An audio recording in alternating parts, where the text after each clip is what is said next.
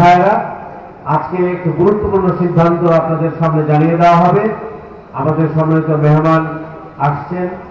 8টি আসনে আমাদের প্রার্থীর নাম আগামী জাতীয় সংসদ নির্বাচনে কারা কারা কোন প্রার্থীর আপাতত তাদেরকে তাদের নামটা বলা হবে। তারা মাঠে কাজ শুরু করবেন। এটা খসড়া তালিকা প্রকাশ করা হবে। এরপরে আরেকটা জরিপ হবে, সেই জরিপের পরে আবার চূড়ান্ত তালিকা প্রকাশ করা হবে। তবে আজকে নাম কিছু জানিয়ে দেওয়া হবে আপনাদেরকে। আজকে আসনেরই নাম মানে প্রার্থীদের নাম জানিয়ে দেওয়া হবে। তো এটা আপনাদের জন্য একটা খবর আছে। সম্মানিত ভাইয়েরা, আমরা এইভাবে করে আজকের এই অনুষ্ঠানকে সাজিয়েছি। আপনারা সুশৃঙ্খল ভাবে সকল কিছু মেনটেন করবেন এই আহ্বান জানাই। ইসলামী আন্দোলন টাঙ্গাইলে আমরা জামাত ইসলামের পক্ষ থেকে এমন পরিবেশ তৈরি করতে চাই, আগামী জাতীয় সংসদ নির্বাচন যখনই হোক না কেন, টাঙ্গাইলের 8 আসন হোক আর সংশোধন হয়ে 10-11 আসন যাই হোক না কেন, 8-এর চেয়ে তো কমবে না, বরঞ্চ বাড়তে পারে। যে কয়টা আসনই হোক না কেন, টাঙ্গাইলের সব কয়টি আসনেই আমরা জিতে আসা সম্ভব।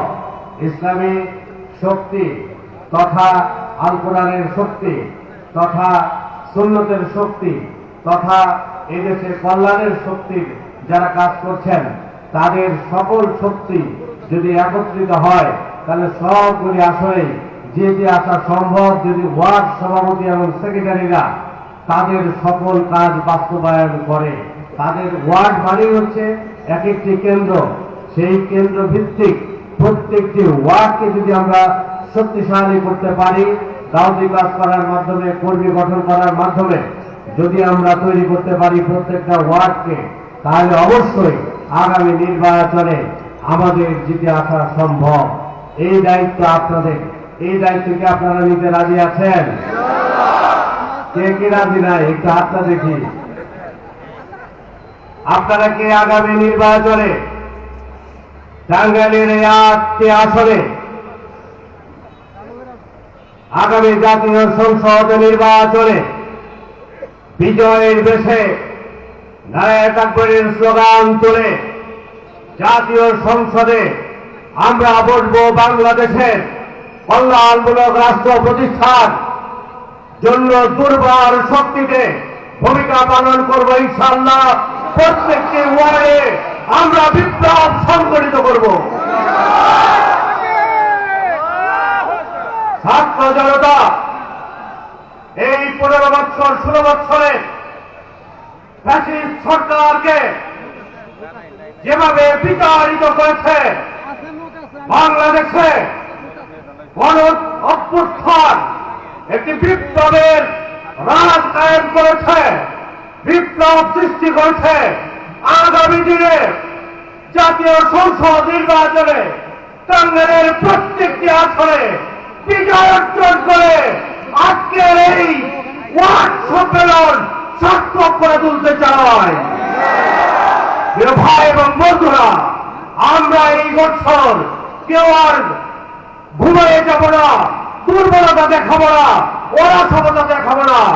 আমরা কাজ শুরু করলাম, বিজয় ছাড়া ঘরে ফেরব না ইনশাআল্লাহ। আগামী দিনে সেই প্রত্যাশা করে প্রত্যেকটি নেতৃবৃন্দকে জনগণের হৃদয়ের মূল কোঠায় স্থান দেওয়ার দায়িত্ব পালন করার শপথ গ্রহণ করে আমরা এই সম্মেলন সফল করতে চাই ইনশাআল্লাহ। আল্লাহ তাআলা আমাদেরকে সেই তৌফিক দান করুন। ওয়া মা তাওফীকি ইল্লা বিল্লাহ। আসসালামু আলাইকুম ওয়া রাহমাতুল্লাহি ওয়া বারাকাতুহু।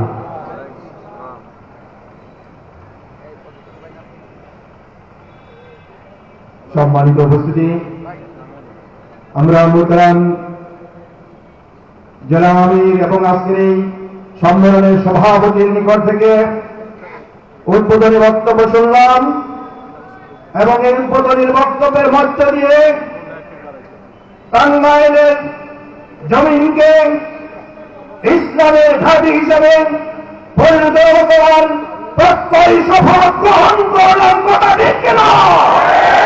চলেন আমরা টাঙ্গাইলের 8টি আসনে ইসলামকে বিজয় করে ঘুরে ফিরে যাব ইনশাআল্লাহ। সংগ্রামী উপস্থিতি।